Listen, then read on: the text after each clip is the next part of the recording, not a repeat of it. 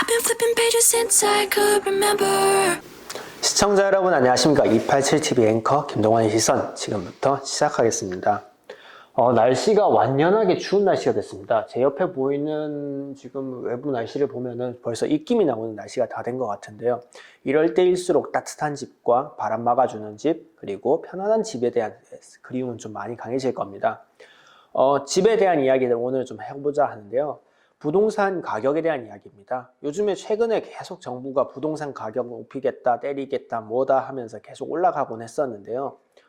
부동산에 대한 이야기를 하게 된다면 우선적으로 부동산 가격에 대한 기본 이해가 필요합니다. 부동산 가격이 떨어진다라는 말들을 언젠가 떨어질 것이다, 떨어질 것이다 하는데 계속 올랐잖아요. 조금만 더 얘기하면 그게 떨어진 거라고 해석할 수도 있습니다. 우리가 본다면 정말로 부동산 가격이 하락했다라는 징후는 2008년 금융위기나 아니면 1997년 IMF 때 처음 있었습니다. 그런 국가적인 위기가 발생했을 때 돈이 없어서 생긴 위기가 발생했을 때 부동산 가격이 실제로 많이 떨어집니다. 하지만 실제로 떨어지지 않는 경우도 있고요. 또 좀 반대로 생기는 일도 있습니다. 그거는 좀 이야기 드리고자 합니다. 일단은 부동산에 우리가 가지기 위해서는 여러 가지 방법들이 있잖아요. 청약을 하는 방법이 있고 부동산은 부동산 공인중개사 집에 가서 거래하는 방법이 있고요. 월세, 전세로 사는 방법이 있습니다. 보통 이렇게 네 가지 방법으로 많이들 사시는데요. 이 중에서 먼저 청약에 대한 이야기를 먼저 설명해 드리자면 청약이라는 거는 주식시장에 비유하자면은 IPO라고 해서 주택이 완공됐으니 이제 시장에 풀린 겁니다. 새로운 시장들이 주택이 시장에 공급되다 보니까 공급량 자체가 늘어나는 거죠. 분양시장에서 얼마나 많은 물량들이 분양되느냐가 결국에는 시장의 수요보다 많냐 적냐가 가장 큰 관건입니다. 시장 수요보다 분양시장 물량이 적으면은 그러면은 사람들이 집을 살 수 있는 방법, 아까 나머지 말씀드렸던 집을 직접 사거나 전세하거나 월세한다. 이 세 가지 선택지밖에 남지 않게 됩니다. 그리고 집을 가졌습니까? 이제 이렇게 분양받지 못하는 양이 만약에 더 많게 되면은 다른 곳에 갈 물량들이 다 여기로 쏠려오게 되는 현상들이 발생하게 되는 거죠. 예를 들어서 한 해에 필요한 게 100만 채다. 100만 호가 필요한데 아파트가 110만 호가 공급됐다면은 한 해 필요한 물량보다 많아졌잖아요. 그러면 수요와 공급에 의해서 아파트 가격이 상대적으로 떨어지게 됩니다. 여기서 상대적으로 떨어지게 되느냐는 어디에 있느냐? 전세 가격이랑 월세 가격에서 나옵니다. 요건 좀 다음에 하고, 아무튼 이렇게 분양이 늘어나게 되면 가격이 떨어지는 현상들이 생겨날 수 있고, 반대로 분양이 적으면 기존 시장에서 공급받아야 되다 보니까 가격이 오르는 현상이 생겨나는 겁니다.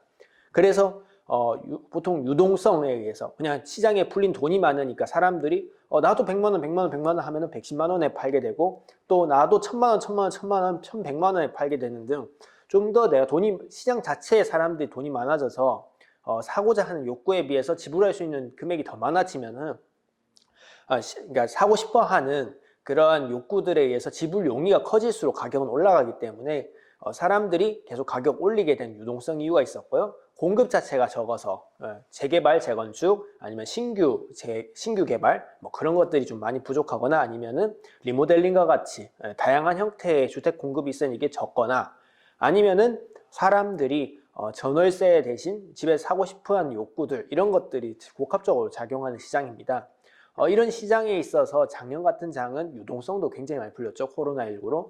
그리고 사람들이 실제로도 그러한 부동산 공급이 몇 년째 안 되다 보니까 보통 부동산 2, 3년 뒤에나 집이 아무리 빨라 나오다 보니까 갭이 생길 수밖에 없거든요. 그래서 사람들이 몇 년 동안 집을 안 짓다 보니까 이제는 너무 안 지어서 사람들에 있어서는 새 집이 되게 부족하는 거죠. 그 새 집에 대한 욕구를 충족시킬 만큼의 수용이 안 나왔던 거고, 마지막으로 아까 말했다시피 단순한 집에 살고 싶은 욕구는 코로나로 인해서 사람들이 자기만의 집에 대한 소유욕이 커졌습니다. 집에만 오래 있다 보니까 집을 뭔가 꾸미고 싶은데 전세 월세는 좀 아깝다는 생각이 들게 되고요. 반대로 내 집이라면은 좀 더 꾸미고 싶은 그런 게 아까움이 덜한 케이스가 생기는데 보통 집을 가지게 됩니다. 그런 현상들이 계속 생겨났던 거라고 보시면 됩니다. 이렇게 우리가 집을 계속 거래를 한다고 했을 때 이제 분양시장에 대한 이해는 끝났고요. 매매시장입니다. 매매시장은 구축입니다. 옛날 집들인데 요건 두 가지 수요로 구성되어 있습니다. 실제로 내가 살고자 하는 수요와 가수요, 우리가 흔히 말하는 다주택자, 내가 직접 사는 게 아니라 내가 이 주택을 이용해서 부가적인 소득을 얻거나 아니면 갭 투자를 한다거나 아니면은 뭐 기타 등등의 투자 목적으로 내가 주거 목적 외의 목적으로 집을 사는 것들을 가수요라고 생각하시면 되는데, 가수요라 실수요가 이게 뭐 딴 게 아니라 실제로 내가 거기 살 거냐의 기준으로 제가 임의로 나눈 거니까 이건 좀 너무 따지지 마시고요. 요렇게 가수요가 많고 실수요가 많은데, 요 가수요하기 실수요가 늘어났을 때 수요가 더 많은 거잖아요. 보통 경우에서는 가수요가 마이너스로 가지 않는 이상. 그러니까 부동산 가격의 매매 가격은 전세 가격보다 높게 형성됩니다. 그러니까 전월세 가격은 실제로 말하면 거기에 살고 싶은 사람들의 실제 가격입니다. 왜냐하면은 내가 그 집이 없으면 안 되니까라는 논리가 성립하기 때문입니다. 그 두 개 방법 외에는 내가 집을 구할 수 있는 방법도 없잖아요. 공짜로 누가 남 집에 준다는 것도 아니었으니까요.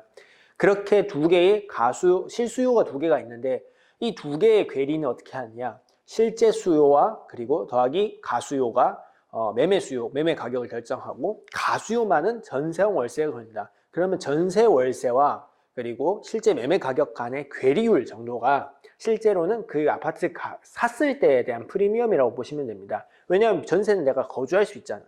거주가 아니라 실제로 그 집을 소유한다는 소유권에 대한 프리미엄 정도를 하는데, 이게 보통 가수요로 잡힙니다. 문제는 이게 가수요라는 것 자체가 플러스만 있는 게 아니라 마이너스도 있습니다. 왜냐하면은 다주택자들이 뭐 예를 들어 세금을 내기 위해서 집을 판다든지, 은행 이자를 내기 위해서 간다든지, 아니면은 뭐 은행에 빚을 갚기 위해서 판다든지, 아니면 내가 갑자기 아파든지 뭐 다양한 이유로 인해서 돈을 낼 때 집을 파는 경우들이 생길 거잖아요. 집을 파는 이유들이 생기는데, 그 집을 팔고자 하는 수요가 집을 새로 사고자 하는 수요보다 많아진다면은 가수요가 마이너스가 되겠죠.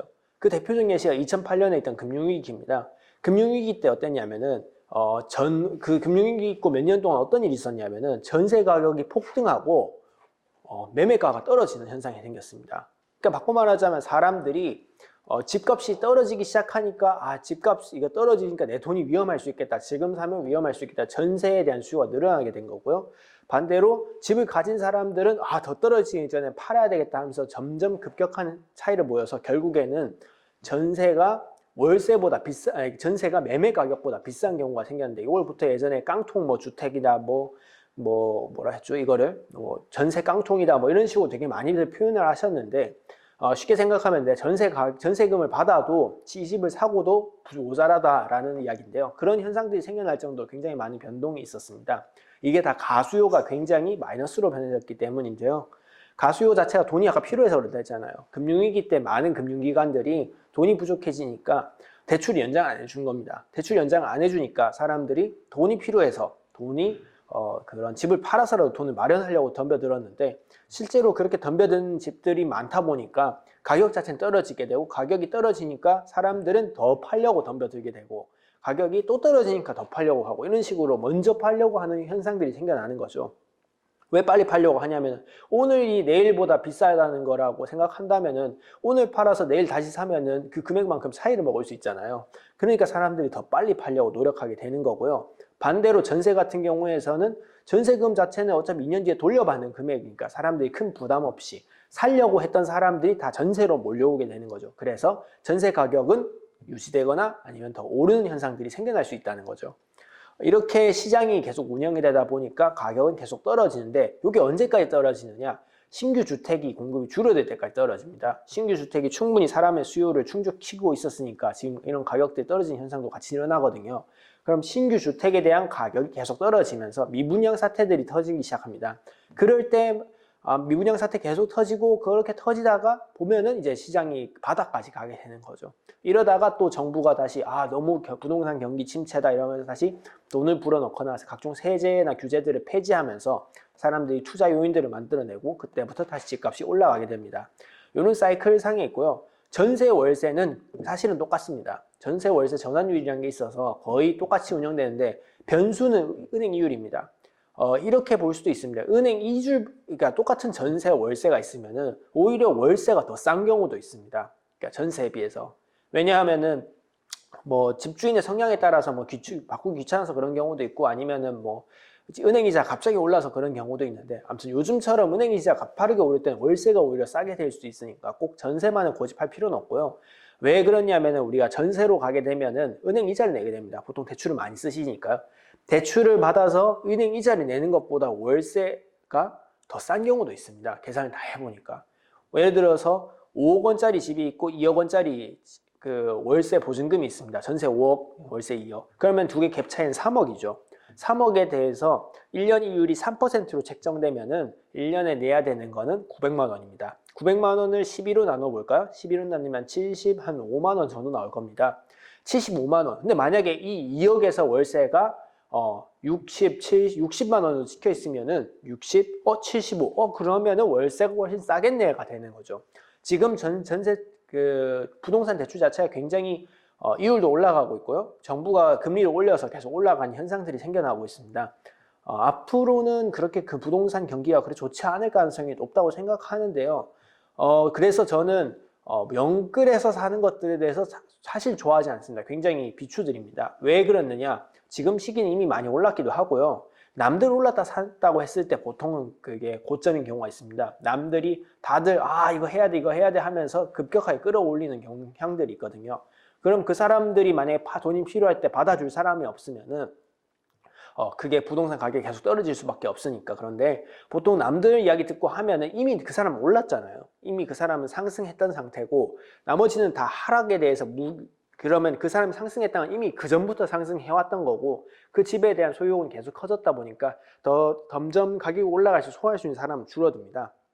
그런 것들 생각했을 때 고점에서 사는 건 좋지 않다 생각하고 영끌에서 사면 뭐가 문제가 생기냐면은 이겁니다. 우리가 예를 들어 80%를 대출받았다 칩시다. 10억 원짜리 집을 80% 대출받으면 2억 원이 내 그 돈 8억 원이 빚입니다. 그러면은 만약에 집값은 10% 빠졌어요. 10억에서 9억으로 빠졌어요.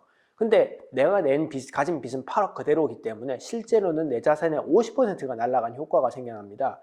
분명히 올라갈 때 레버리지가 발생하지만은 내려갈 때도 레버리지가 발생합니다. 레버리지라는 것 자체가 그냥 좀 우리가 보통 좀 심화해서 곧버스 뭐 이런 것들을 보통 이야기하면 쉽게 생각하실 수 있는데 좀 피해가 극대화돼서 나타날 수도 있고 이익도 극대화할 수 있는 상태인데 그런 레버리지 효과들이 발생하다 보니까 빚을 냈을 때 지금처럼 고가권에서 빚을 내게 되면은 저가권에서 냈을 때는 이게 더 빠져도 이게 더 이상 안 빠지겠다라는 싶은 점들이 있을 거예요. 뭐 잘 개인마다 다 다르실 텐데 그런 것보다 더 빠져도 내 본전을 다 잃어버리고 빚만 남는 케이스는 안 생길 수 있는데 만약에 지금 고가권에서 10%만 빠져도 내 자산의 50%가 날아가는 효과가 생기니까 너무 빚내서 가려고 하지 말고 조금 정부의 말 듣고 좀 청약시장이나 다른 시장들 많으니까 그런 시장들을 한번 노려보는 게 어떨까라고 저는 생각하고 있습니다. 그래서 좀 부동산 이야기를 드린 이유 자체가 오늘은 빚을 내서 투자하지 마라. 빚을 내는 거는 투자의 시작이 아니다 라고 말씀드리고 싶습니다. 왜냐하면 빚 내기 쉽다는 거는 빚을 갚아야 될 빚도 많아진다는 의미입니다. 이율 낮다고 단순히 빚을 내는 게 중요한 게 아니라 조금 더 계산해보고 나의 여력에 맞게 여력에 생각하면서 내가 만약에 이 돈이 없어도 괜찮은 돈으로는 투자하는 게 시작하는 게 맞지 않나 라고 생각합니다. 부동산이라고 해서 안전한 게 아니라 늘 변화해왔고요. 부동산이 장기적으로 주식이랑 동행한다. 이건 장기적일 때고요. 단기적으로는 동행 안 하는 경우도 굉장히 많으니까요. 조금만 너무 급하게 달려가지 마시고 천천히 멀리 내려다보면서 우리가 어떻게 투자해야 될지에 대해서 고민해보면 좋지 않을까라고 생각합니다. 네, 오늘 말씀 들어주셔서 고맙고요. 부동산 이야기는 오늘 제가 또 따로 나중에 한 번 더 할 수 있는 기회가 있지 않을까라고 생각됩니다. 네, 오늘 열심히 들어주셔서 모든 분들께 감사드립니다.